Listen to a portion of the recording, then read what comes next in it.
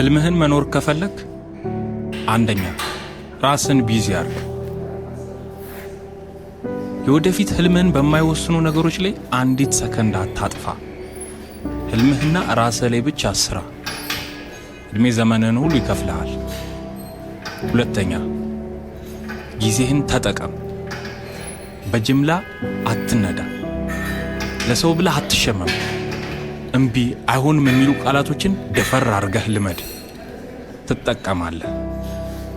ሶስተኛ በዝምታ ስራ። ጠንክረህ ስራ። ጉልበትህን አሟጠህ ስራ። በማስተዋልና በጥበብ ስራ፣ ግን በዝምታ። እዩኝ በኋላ ደብቁኝ ነው። ስለ ነገ ህልምህ ለማንም አትናገር፣ አታብራራ። የሰው ምላስ ጠልፎ ይጥልሃል፣ መጥፎ ነው። አድፍጦ የመስራት ግን ጠንቅቀህ ተከተል።